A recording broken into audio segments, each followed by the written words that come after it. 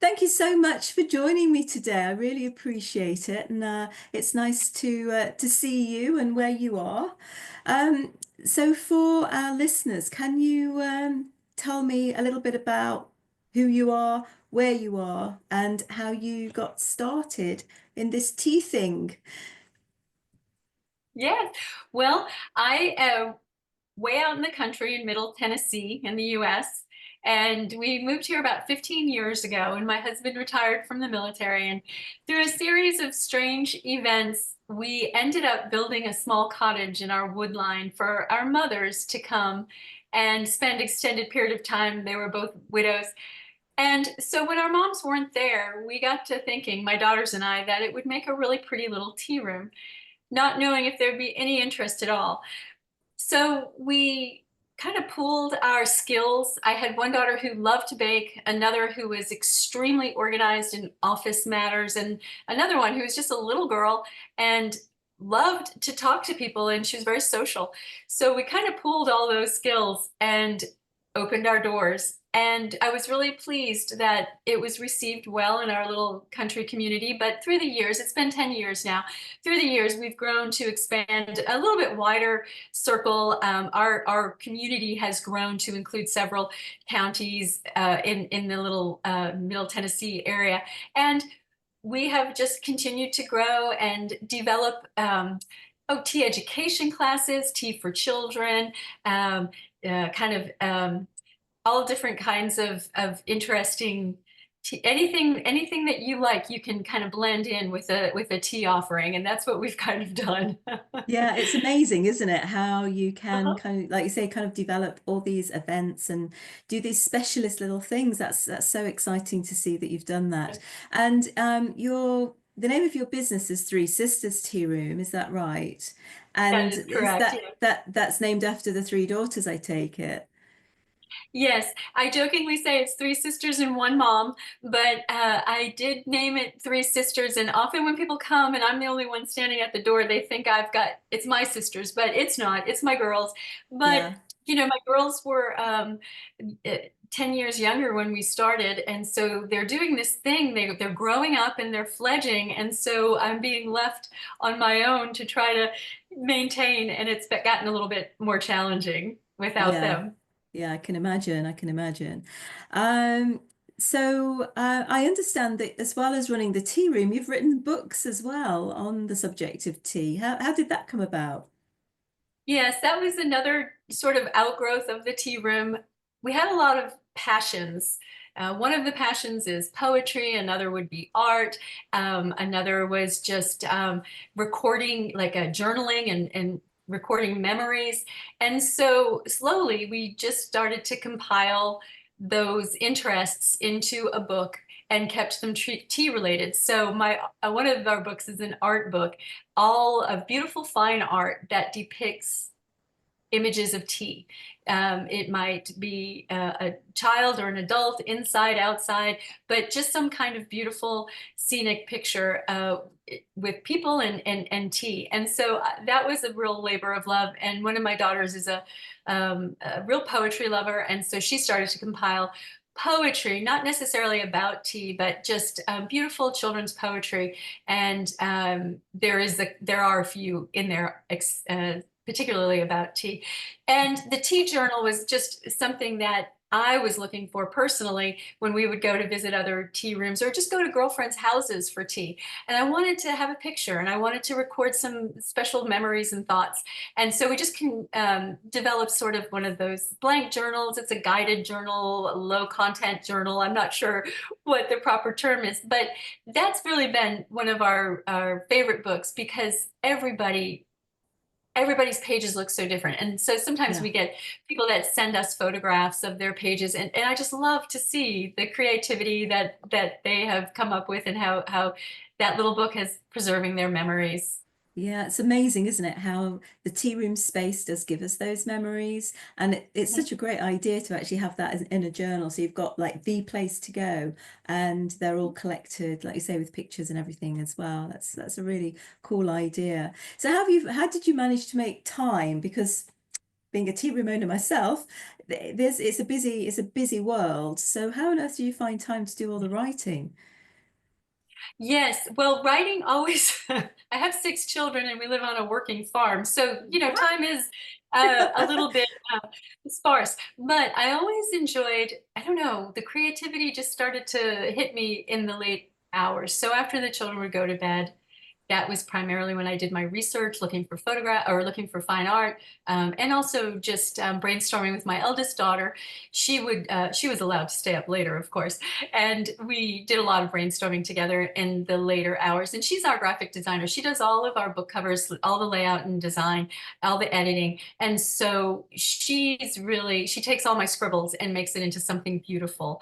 And Wow. but yeah, it's hard. One other thing is we're only open for scheduled events, so it's not like it's a full-time job. We have roughly one event a week, and that Yeah. has kept it manageable for us. Yeah, that's a good point actually. And I think for other tea room owners, I think that's an important point to know what the business is that you're in. And obviously, if you've got the farm as well, then every day is going to be a busy day, and this is just another layer on top of that. Which, yeah, so that's a good strategy I think to take there. What if well, how old are your daughters now? Well, my eldest is 29, and then I have a 23 and a 17. So Right. my there's a lot of boys in between, but every other one is a boy. So they have about 7 years between each of them. Um, and they all, because of that age difference, I think I've really been able to capitalize on their giftings for longer periods of time. And now my little greeter, who was 7 when we started, she's the one that's doing a lot of the baking now and a lot of the bookkeeping as her bigger sisters have moved on. Yeah, yeah. It's great that been able to learn skills that they can then take out into the world. I mean, that must make you feel very proud that you've given them that Well, opportunity. thank you. I was very happy to have them pour their heart and soul into a passion of mine. We could do it together. But actually, they're all just lovers of beauty, and tea is just one of the beautiful things in life. And whether you're sitting by yourself or you have a beautiful service for a party, it's just there's so much beauty connected to tea that I think even if they weren't tea drinkers or they didn't like to bake, they would just be able to steep in the beautiful surroundings and Mm. experience of tea that they would have come along for the ride anyways. So, what have been some of your biggest challenges, would you say, while you've been developing and growing this whole part of your business? Uh, the challenges are probably very unique to our particular location. For example, my challenge is always making sure that the parking area is free from farm debris. The animals just walk around and there's always problems there. I also have ducks and um, guinea hens and dogs and cats that sort of free range. So making sure that as people approach, they weren't accosted by the dogs or even the geese sometimes can be a Yes, little yeah. bit violent. So those are really specifically unique to our situation. But also we have a unique situation where our kitchen isn't in our cottage. It's just a little kitchen counter. I need to do a lot of the baking in a different building. Mhm. So we're constantly ferrying food back and forth. And there have been times when things have dropped and we've had emergency remakes and things of that nature. One of our biggest challenges was the room. It's a very odd shape. It wasn't designed to be a tea room. We've sort of made it that. It's 16 feet wide and 36 feet long. So it's a long rectangle. And setting it up in a sort of um, welcoming and Mm. community enriching sort of way has been a challenge through the years. But I think we finally, after 10 years, have the right tables, the right chairs, and make the best of our unique space. But very initially, it was getting people interested, or the challenge was getting people interested in drinking actual tea. A lot of people wanted a lot of things that we call tea, but they didn't really like real tea, and they were very confused about what we were serving. So it was just a little bit of education, maybe. And now we've got, um, very, very passionate tea drinkers that come regularly. So I've Oh, been happy to share that. that's a great story to think that people aren't really sure what they're drinking, and then it's kind of having that whole education piece around it as well. So how Mhm. many does the tea room seat? Well, if we're very good friends, we can squeeze 20 in, but I like to keep it 16 or 18. 20 Hmm. starts to get a little snug because in addition to this 20 guests, there's the four girls, my three daughters and myself serving. And Yeah. so, it gets a little bit crowded when you Yeah. only have narrow Yeah. space. So Yeah, you need to be able to walk around the space and that's right. and do all those good things too. Oh, that's amazing. So you're basically booking in a single party of 16 to 18. That's basically your business model. Is that fair to say? No, no, we do quite a few private parties where we can do just that. Hmm.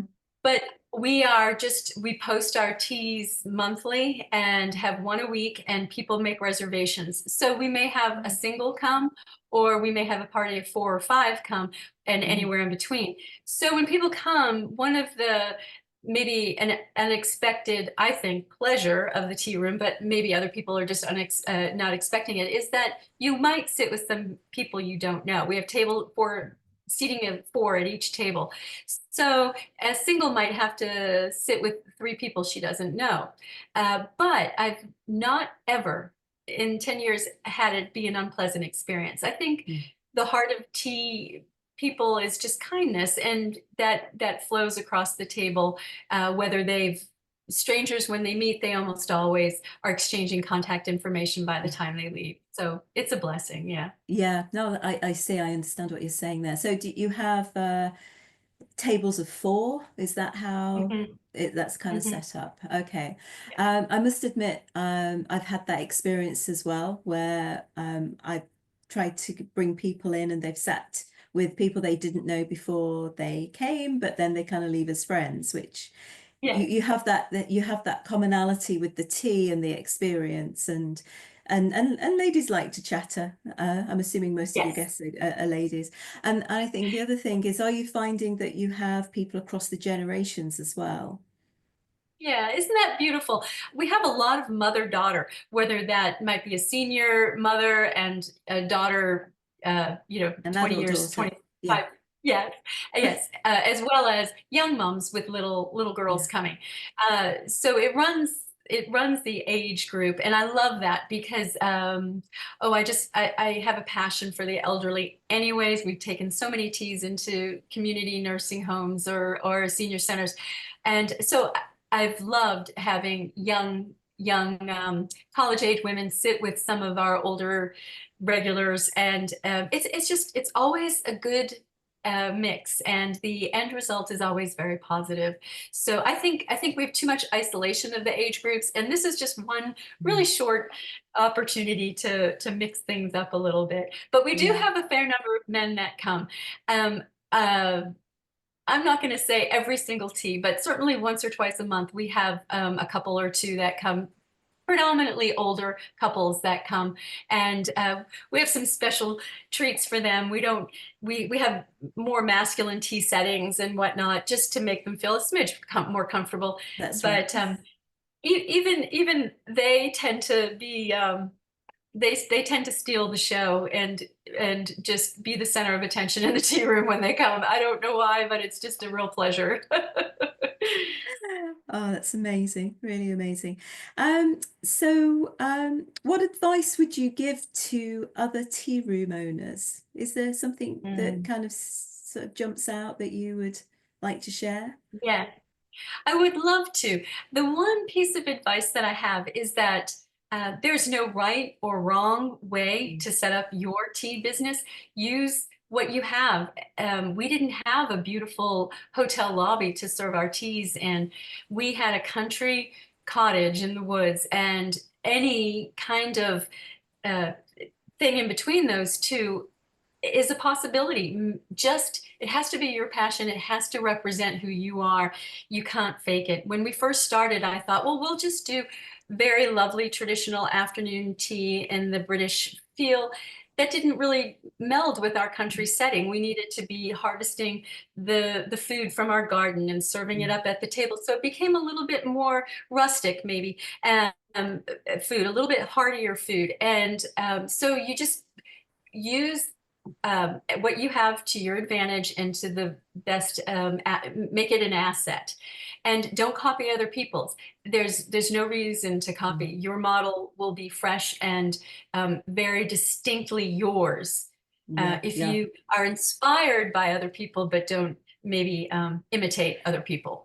Yeah, because you can end up as a poor imitation, can't you, if you go down that road? And I love the fact that you are using seasonal ingredients and, like you say, making it more rustic, and it makes it unique to you.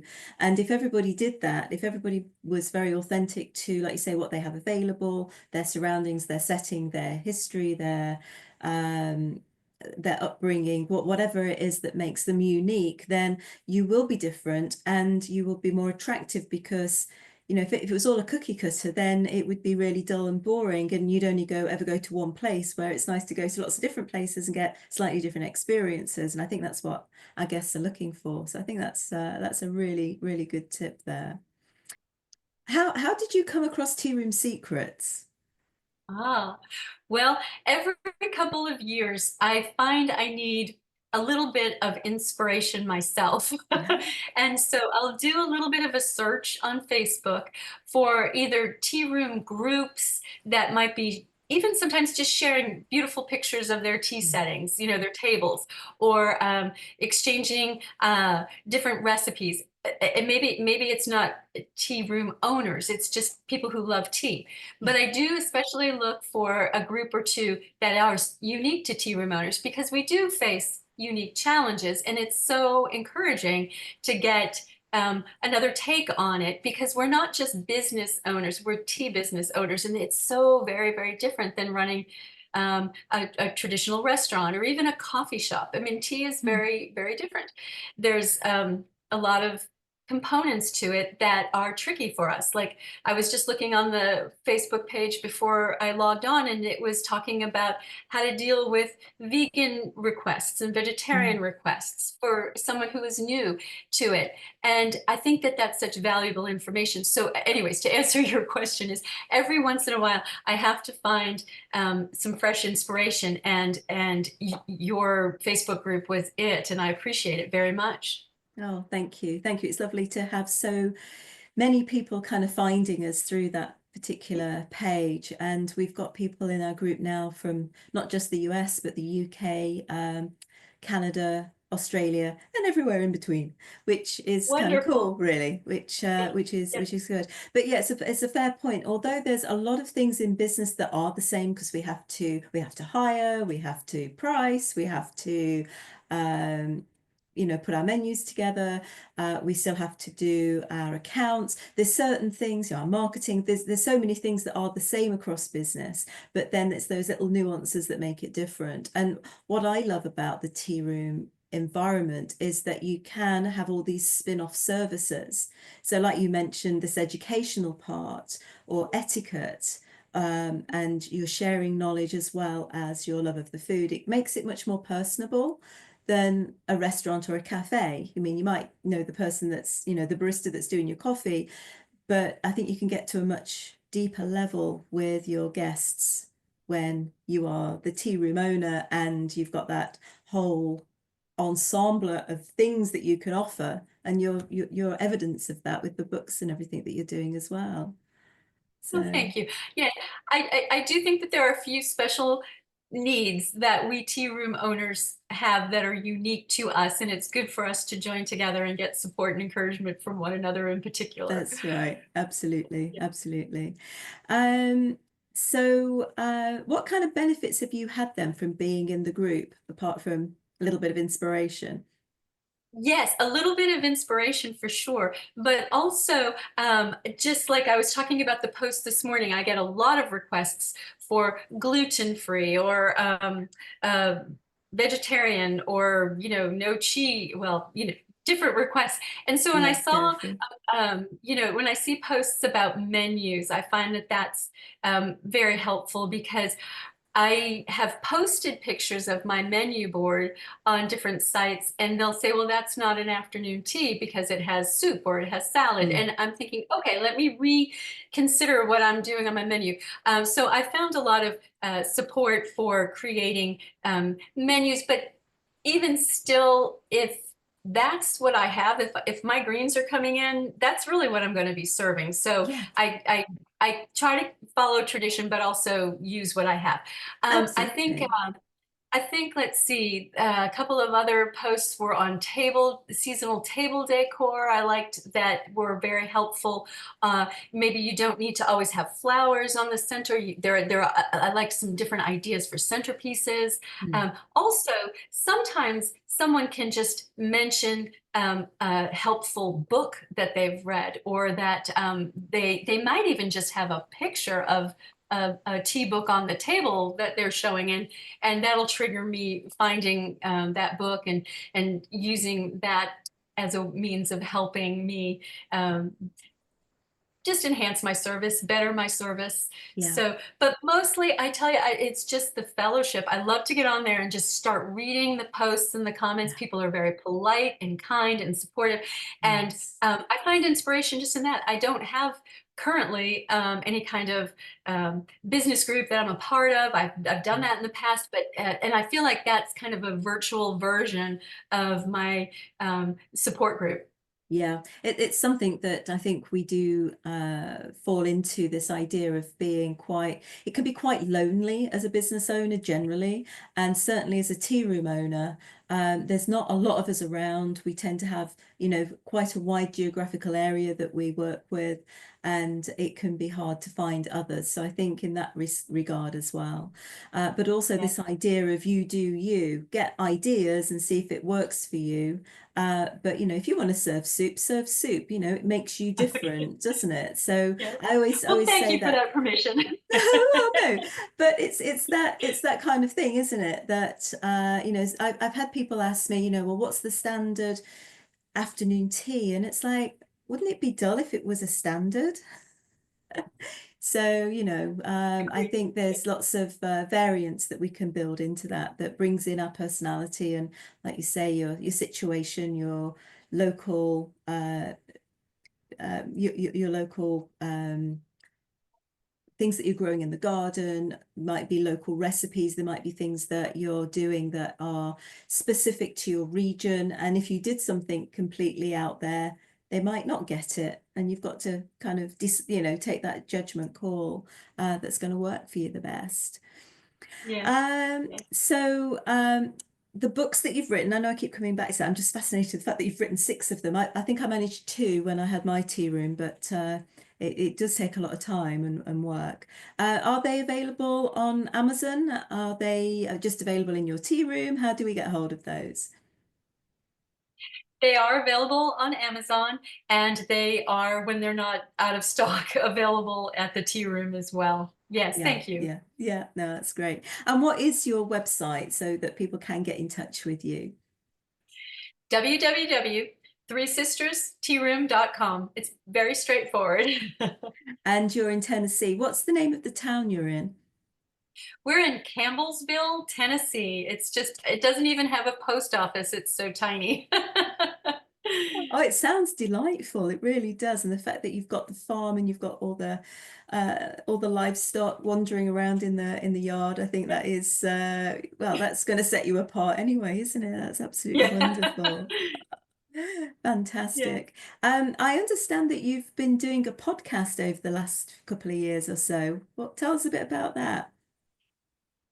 Oh, I'd love to. It's called Tea and Toast because we once read a quote that said, since bread and water is so easily turned into tea and toast, there's always time to partake with a friend. And it was sort of the heart of our tea room. And we Yeah. liked that sentiment a whole lot. So my oldest daughter, Julia, and I decided that we were going to try our hand at a podcast. We've it's been 4 years that we've been doing it, and we talk about 20-25 minutes. It's not very long, about some aspect of tea that we have been experiencing or thinking about, or maybe a tea event that we've hosted in the tea room, and we might flesh it out a little bit more on the podcast. But it's available, anywhere that you can get your podcast, Spotify and whatnot. But I have to say, my daughter and I, we love the same kinds of teas. We have a very good friendship, and so when I get together to do a podcast with her, it's really just like a conversation between the two of us, and we it has been well received, so we keep going. Oh, that's brilliant. That's brilliant. The fact that you've been doing it for 4 years. And I imagine it's one of those things, if it's anything like me and my daughter, it's like when we get together, it's just one big catch up over a cup of tea. And yes, Yes. yeah. I do have one more question for you, actually. We're in 2025 now. What happened in 2020? How did you survive that? Well, because we're in the South and in the US, we had very, very little restrictions and regulations here, where I know that wasn't the case in a lot of the Yeah. country and a lot of the world. We were very fortunate. We didn't ever have to close down, but we certainly had a very dramatic drop in our attendance. Mm. One thing that we did was we took teas to all of our regular customers, a lot of the seniors that didn't want to come out, and we would bring them pre-packaged boxed teas, which I know many tea rooms did. Yeah. Uh, and we also started a letter writing campaign to all of our regulars that were choosing to uh, kind of shut themselves in. These were ladies that we knew were lonesome. A lot of them were widows. And so we just started to write letters, and we wrote hundreds of letters through 2020 to about 2022, when they started to come back with confidence. But it was a very unique time. And it was also, a lot of people still wanted to come. So we kept our doors open Yeah. Well, that's as brilliant. best we could. I know it was very different for different people, had different sort of scenarios. The fact that you were writing to people, you're actually writing with a pen on paper, putting it in an envelope Yes, and mailing it yes, to them. I mean, that we is like were. we just don't do that anymore, do we? No. It's just not something we do. How did you have the addresses of all these people Yeah. that you had as When yeah, when our guests come for the first time, I have a guest book, and I uh, typically ask them for to sign their name and to write their address if they'd like, along with their email. And yeah, I have a little tea room card that I pretty much write to everybody the first time that they come, just thanking them for coming. wow, We have 16 to 18 people at a time. It's yeah, not an, it's, and a lot of them are repeats, so it's not an yeah, exorbitant amount. yeah, Plus, I have three daughters, so we could manage it. yeah. You could manage So that workload. mhm. So I did have quite a list of That's good. addresses. Yeah, That's good. that would made it very easy. Yeah, no, that's brilliant. I must admit we did something not exactly the same, but when people had a birthday, we would do a birthday card on one of our we had these little tea room cards made that had a picture of the tea room on the front, because we had a kind of a cutesy place up in Indianapolis, and that went down very well, but we never collected Yeah. addresses in that way. So that's a really cool idea. What other things did you do with marketing? Because I know that's a question a lot of people ask me about marketing. How do you market your tea room? Were you doing Yes. email? Were you doing email marketing?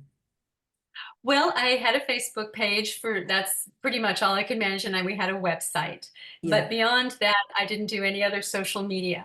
I did do an awful lot of free dropping off of tea and scones at places like libraries with our Mhm. business cards and flyers. We also took it into lawyers' offices, Mm. uh, dentists, eye doctors, the newspaper, just dropping off tea and scones with some printed material to spread Mm. the word. We were very fortunate. Actually, we got picked up and had some magazines write a couple articles about us, Mm, and that helped spread the word.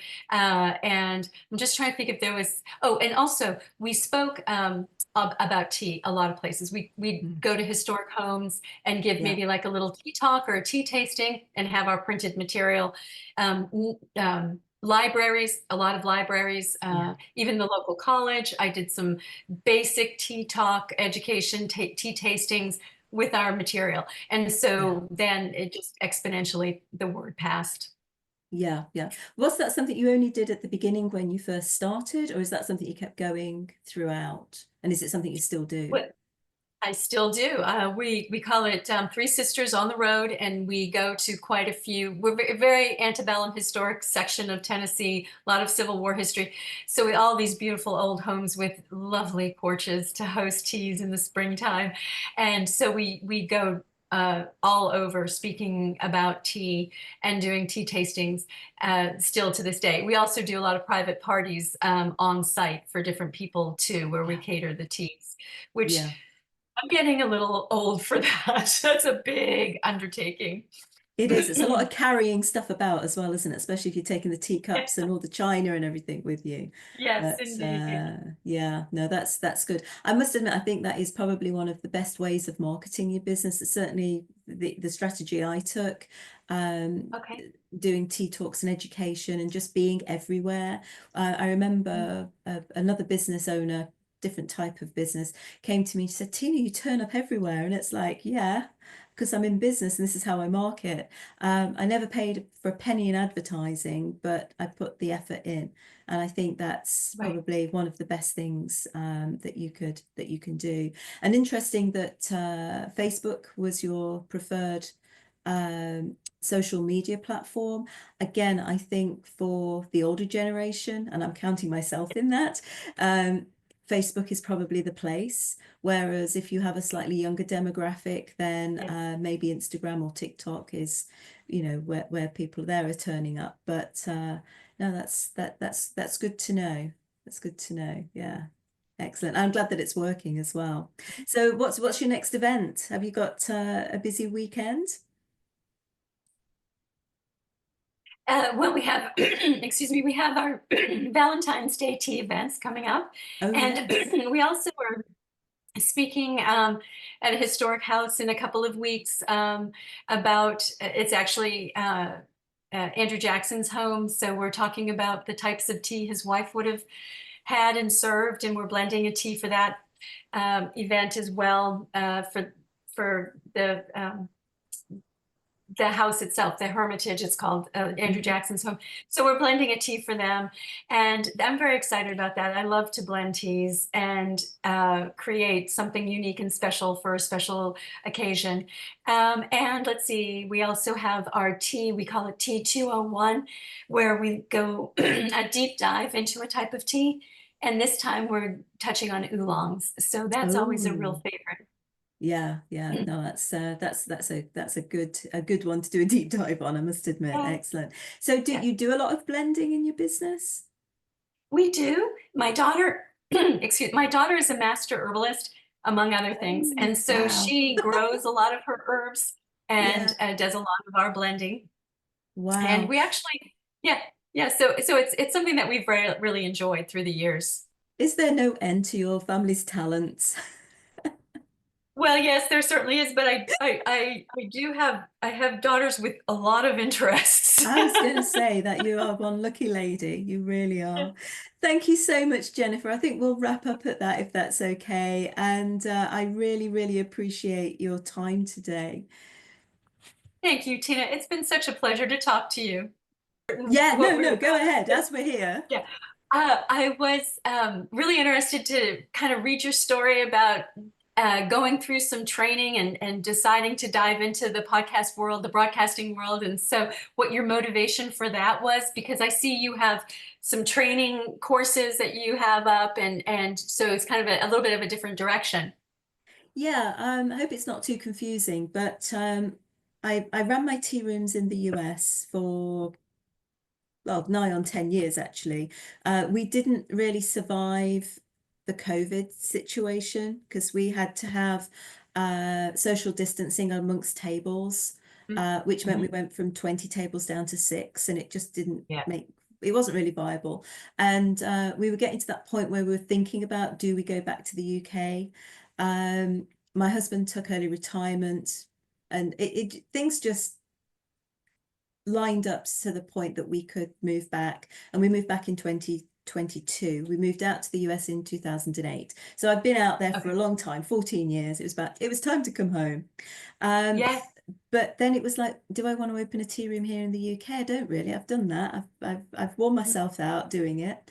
I do have a little tea hut that I set up last summer where I serve I suppose it's a bit like if you were at a market and you were to buy scones and tea and then sit down on a bench and eat it. It's that kind of feel A of it. So takeout. Uh-huh. it's more of a takeout, and we have a nice bit of garden that people can sit out in. But in the UK we don't have the weather, so it's Oh. not really viable. It was just something for me to do.